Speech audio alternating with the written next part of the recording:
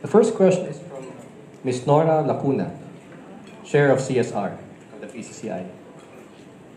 And her question is, what would you like the people to remember from you when you finish your term? Well, it's still very early, but... Aga naman. Gusto niyo na ba ako magpahinga? I don't know. I don't know how...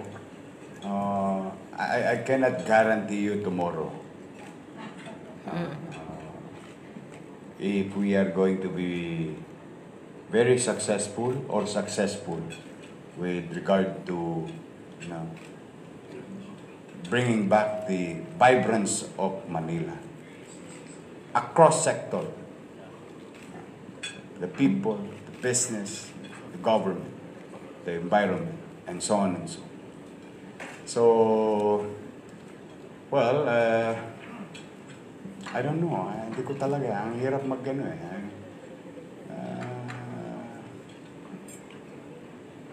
It's a very difficult question. Siguro, at the very least, a mayor who initiated... a mayor who went back to basic. Basic and elementary of governance. Yun lang. Siguro, okay na yun.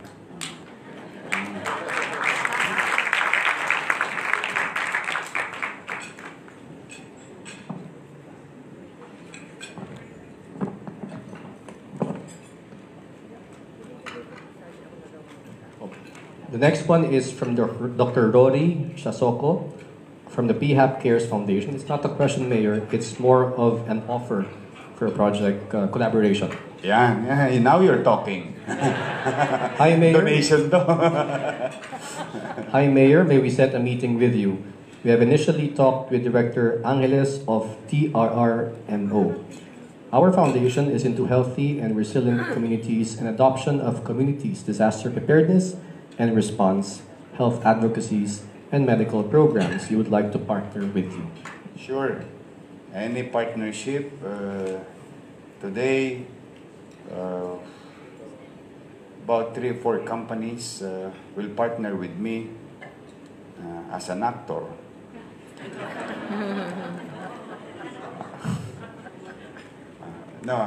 Kidding aside, I've been encouraging private sectors to participate in our direction towards a vibrant Manila. And it has to be mutual. A good thing, I don't know if it is a good thing, me being a mayor at the same time as an actor, utilizing my previous career in favor to the people of Manila. Katulad halimbawa kanina, Chooks to Go. Kinuha nila akong model. Yad ba sila? 3 milyon. Then another company, sanitary napkin. I swear. But it's a different one. Especially to age individual. Para daw pag naipit ka sa traffic, merong sasalo. And they're gonna pay me again X million.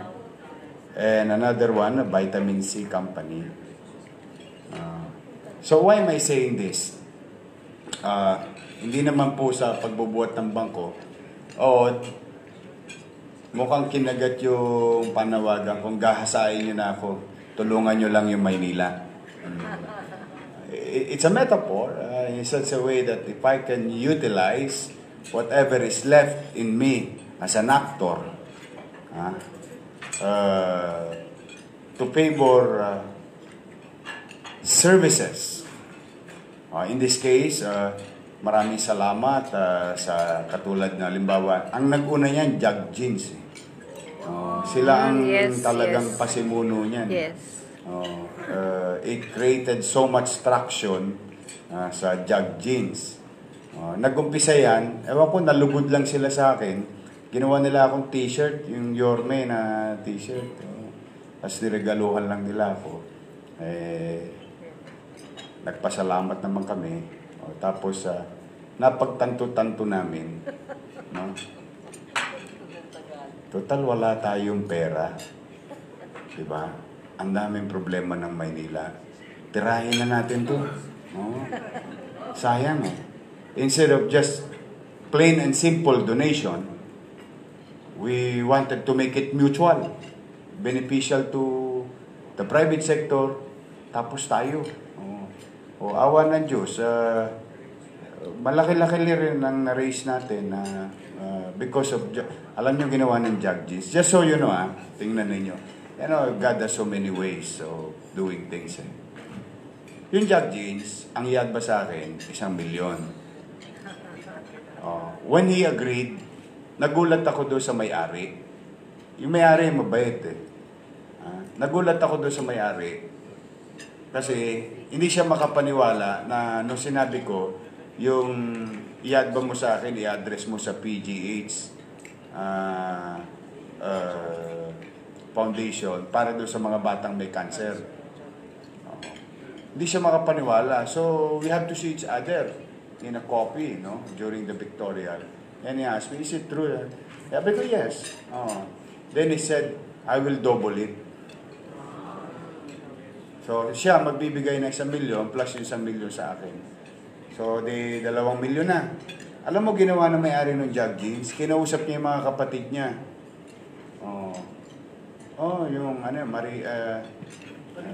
Marie France, Seattle's Best,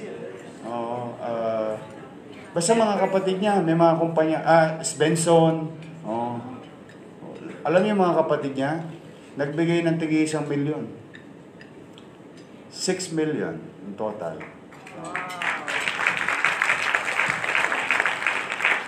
For those kids who have, medyo delikadong katatayuan. Naka-plus nung birthday ko, nag-fundraising kasi madaming gusto mag-donate. Kung ano-ano, regalo, ang mamahal ng regalo eh. Sabi ko, hindi ko na kailangan yan. Wala na akong hahanapin pa sa buhay. Naging mayor na ako ng Maynila eh. Basurero lang ako, naging mayor ako. Ano pang hahanapin ko? Kako, kung gusto niyo talagang tumulong, kalapin niyo lahat ng pera ninyo. May pagbibigyan ako. Ipera niyo na lang. Awan ng Diyos, basta ang total na raise namin noong October, about 32.5 million. Wow, 32.5 million. Hindi ko po pera yun, pera po ninyo yun. Na ginawa lang natin, nagtulay lang ako. Yung nangangailangan, which is mamamayan din natin, yung naghahanap ng tutulungan, which is kayo. Alam ko naman sa puso ninyo, gusto nyo tumulong eh. It's just that you don't trust any John Does and Mary instantly because maybe some of you are hopeless already with the people in government or maybe in an organization because of certain issues in life. But more than anything else, alam mo, 32 million, okay na, tuwan-tuwa. Lahat kami tuwan-tuwa. That's for biliary atresia, which is a very rare disease, and cancer for kids with cancer. Dito naman, kasi kaya ko kinukwento dala nung gustong tumulong sa MDRRMO. Lumindol sa Cotabato. It's the incident is very close to my heart. Because it can happen to Manila. And I cannot imagine myself being mayor of a town, municipality, or city na lindolin ka ng 3 beses ng 1 linggo. Ako, Diyos ko, ang hirap nun. Ang hirap maggobyerno nun. So, that's why, nung araw na yon, parang sinisilihan ng puwet ko, hindi ako mapakali. Hindi ko naman ma-donate yung pera ng Maynila dahil nangangailangan din yung Maynila ng tulong. But we need to because it can happen also to Manila. You know, they call it the West Valley fault. Fault. Di ba? Yeah. Or they call it the big one. No? It can happen to San Juan, it can happen to Pasig and Manila. So sabi ko, total tayo nakararaos pa. Sige, hanap tayo. Alam nyo, talaga, ang Diyos kaya sabi ko sa inyo. That day, may tumawag sa akin.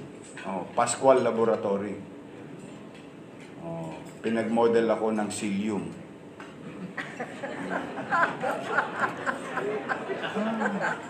Yad ba? 2 milyon. A few hours thereafter, alam niyo sino tumawag sa akin? Si Vicky Bello. Promise. Para daw mag-model ako ng Thermage. Ang ganda ng Thermage. Alam niyo, hindi ko pinagagalaw mukha ko. Nagtutubig lang ako. Dahil pinalaki ako ng nanay ko na tubig lang daw. Kaya, but anyway, por Cotabato, no? Talagang pinatira ko, sabi ko, walang injeksyonan, ha? Ayaw ko nung injection. We raised about 5 million pesos on that particular day. And Chief Cesar Chavez went all the way to Cotabato. All the checks were addressed to province of Cotabato. Now, why am I saying this? Thank you. Thank you kamo doon sa sumulat. Welcome silang tumulong sa Maynila. Meron na, marami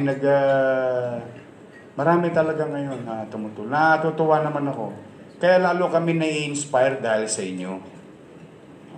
Dahil hopefully you're now believing or bringing back your trust to the city of Manila.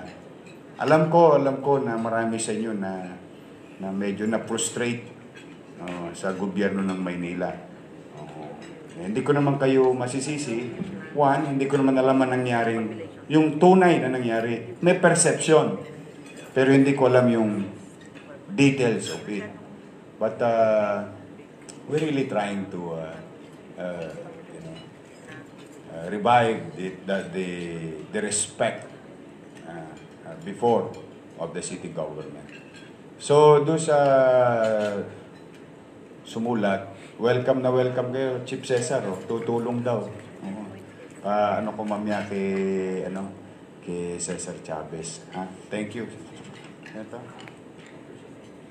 Dr. Siasoko, thank you. Thank you very much. Sige.